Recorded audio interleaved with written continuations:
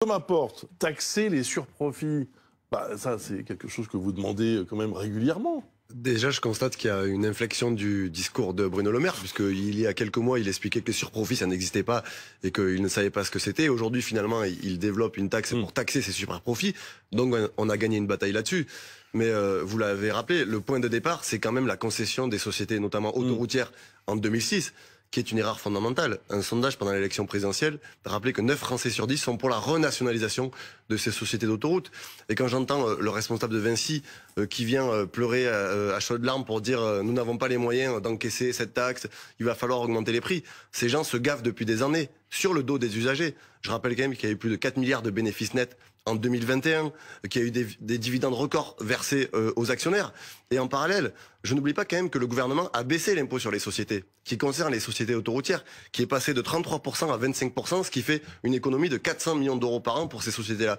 Donc nous, ce que nous demandons, c'est que ces sociétés soient renationalisées, qu'elles reviennent dans le giron public, parce qu'il y a aussi un intérêt pour l'aménagement du territoire, pour le développement des infrastructures, parce que contrairement à ce que dit le patron de Vinci, Vinci n'investit pas dans l'infrastructure. Vinci va investir pour acheter des concessions de gaz et de pétrole au Brésil. Vinci va acheter le marché pour faire le métro à Toronto. Vinci supprime des emplois alors qu'il a touché du crédit impôt compétitivité emploi. Donc c'est une société qui accumule des sommes records, qui n'investit pas dans l'infrastructure, je termine là-dessus, qui supprime des emplois, et finalement c'est les usagers qui passent à la caisse, et ça c'est absolument inacceptable. Emmanuel Le Chypre, est-il exact que les sociétés d'autoroutes se gavent, pour reprendre l'expression à l'instant de Thomas Porte?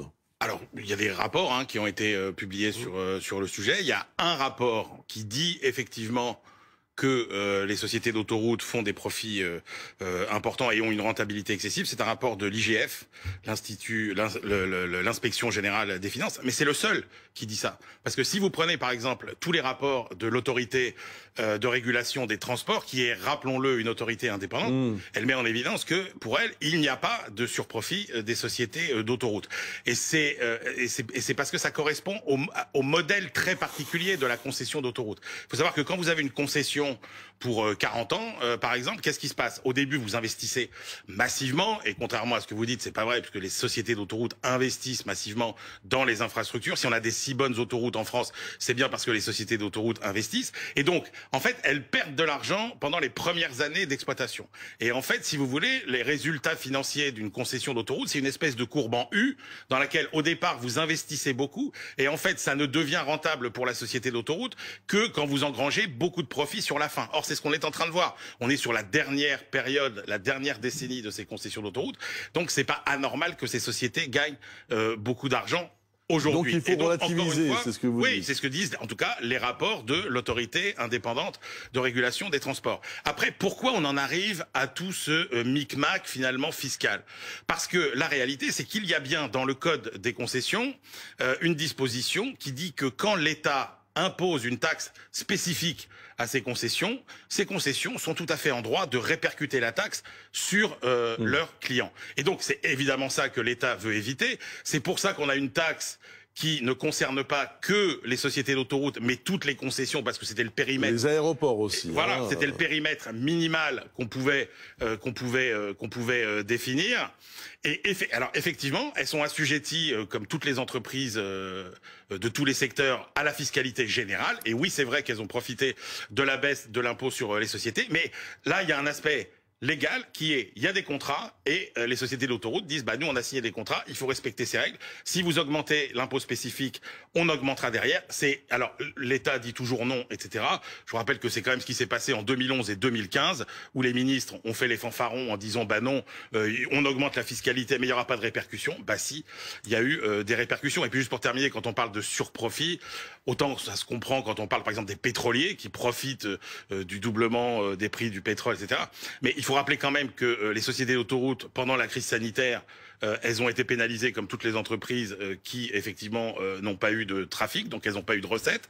Et puis, sur la crise ensuite ukrainienne, avec tout l'aspect inflation, elles ont aussi, comme ce sont des grands commandeurs de travaux, elles sont confrontées aussi à des hausses de coûts de production de 20 à 25% sur leur chantier. Donc, il y a pas de surprofit structurel, disent les régulateurs, et il n'y a pas non plus de surprofit conjoncturel compte tenu de leurs contraintes.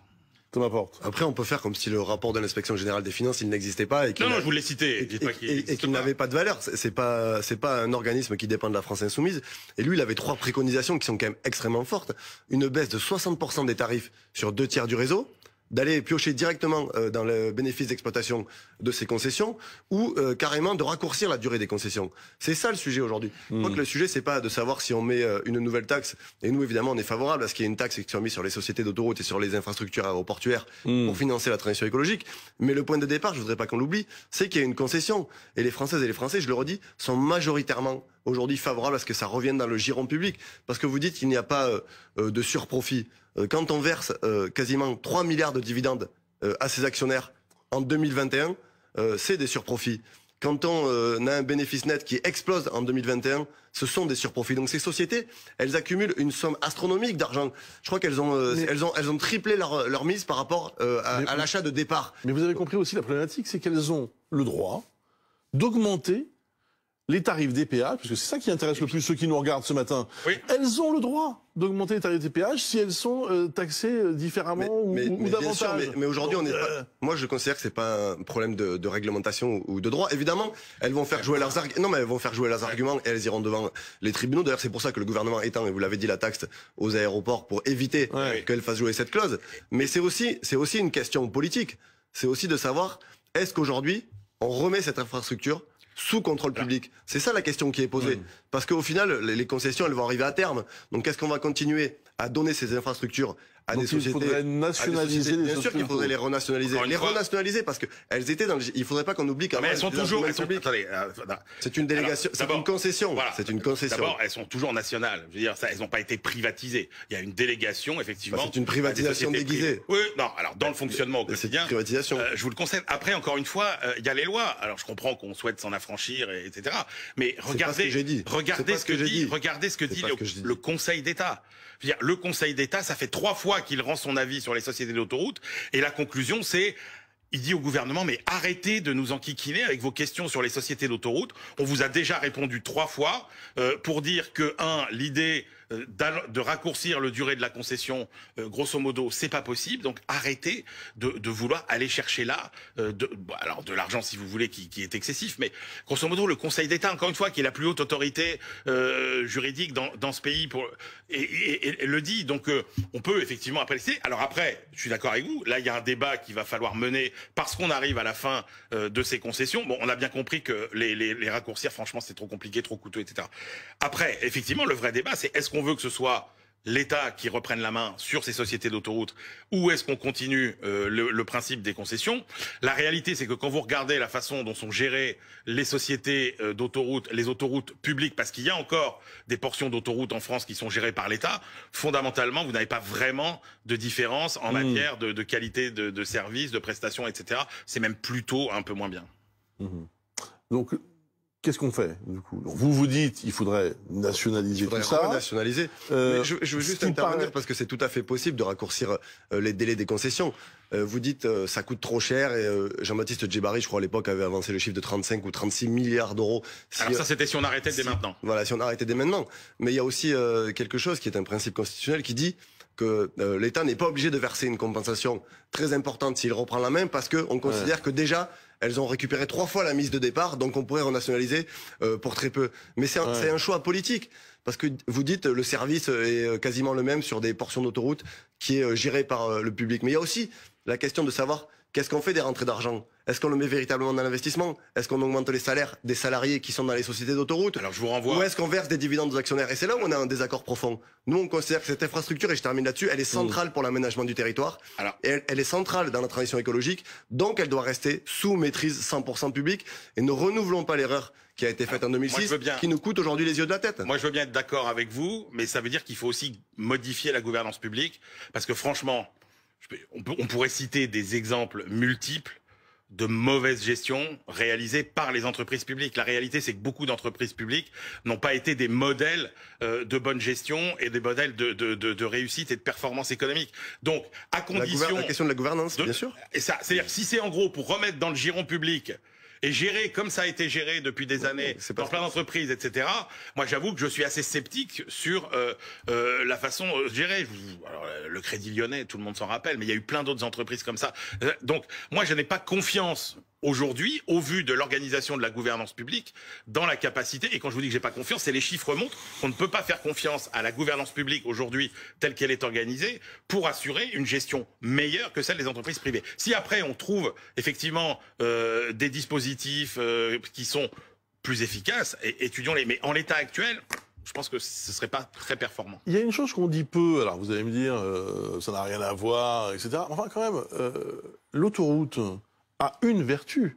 Mettons de côté d'un seul coup les prix, ça coûte cher, mais en matière de sécurité routière, on le sait. Alors oui, on le sait, mais elle a une autre grande vertu, et une autre vertu dans les années à venir. Il faut savoir que les routes, les revêtements, tout ce qui concerne l'autoroute, qui est quand même le principal endroit où on fait de la longue distance en France, il y a un potentiel d'économie de CO2, d'émissions de CO2, si on modernise considérablement ce réseau. C'est un défi considérable et en gros, c'est une énorme partie des économies de CO2 qu'on pourrait réaliser venant du transport routier. La question, c'est qui peut faire ces investissements? Est-ce qu'il ne faut pas mettre ça dans la balance aussi, par exemple, dans la future négociation des contrats d'autoroute? Et ça fait partie des sujets qu'il faudra aussi avoir. Est-ce que vous reconnaissez des vertus aux autoroutes? Mais bien sûr que c'est l'endroit où il y a le moins d'accidents et c'est un système qui est très sûr. Mais là encore, la question de la sécurité routière, c'est une question d'intérêt public. Bien sûr. C'est aussi pour ça que nous, quand on demande que ça revienne dans le giron public, il y a tout ça qui rentre en compte. Il y a la question de la transition écologique que vous évoquez, il y a la question de la modernisation et de la sécurité routière pour que demain on ait encore moins d'accidents. Et ça, nous, on considère que c'est un service public et c'est l'État qui doit le faire. Oui. Pourquoi pas? En tout cas, c'est pas prévu. Les Français et les Non, mais sont d'accord avec ça. Encore une fois, je crois qu'il y a deux choses à distinguer, et c'est vraiment le résultat qui compte. C'est il y a service public, ok, réalisé par le secteur public, et puis il y a des tas de missions de service public aujourd'hui qui sont réalisées par des entreprises privées, à travers des modèles de concession, à travers des modèles de délégation de service public, et en général, ça marche plutôt bien. Donc ne confondons pas service au public et service étatique. Voilà, il y a des services publics, des missions de service public qui sont très bien rempli par des sociétés privées. Et si c'est pas le cas, il faut revoir effectivement les dispositifs. En tout cas, à un moment où on parle énormément d'inflation, du prix de l'essence, qui, on le sait, paralyse de nombreux foyers, laisser peut-être faire à moyen terme des hausses de péage. Je sais pas si c'est le truc le plus malin du moment. Non, mais encore une fois, il y a des lois, il y a des contrats, il y a des règles. Mais d'accord, mais enfin. Et personne ne peut s'en affranchir. Trouvons autre chose à taxer. Attendez, si on est obligé de subir une nouvelle hausse. Non, mais on n'est pas obligé. Déjà, on n'est pas obligé de subir une nouvelle hausse parce que il faut que le gouvernement ait le courage d'aller jusqu'au bout. C'est-à-dire que la taxe, elle doit s'appliquer sur les infrastructures, pas simplement autoroutières. Donc on va voir quelle va être la position du gouvernement, on va voir si on va pouvoir voter sur le budget, parce que là aussi, on nous parle beaucoup d'un texte budgétaire, mais on n'a pas de certitude qu'il n'y ait pas de 49.3 qui soit dégainé pour voter. Donc tout ça aussi, oui, tout ça interroge, parce qu'on demande à la représentation nationale de faire la loi et de prendre des positions sur ces questions-là qui sont majeures pour le quotidien des Français. Et de notre côté, on va pas nous laisser certainement voter. Donc il y a aussi un sujet démocratique dans ce pays. Alors, oui. Allez-y.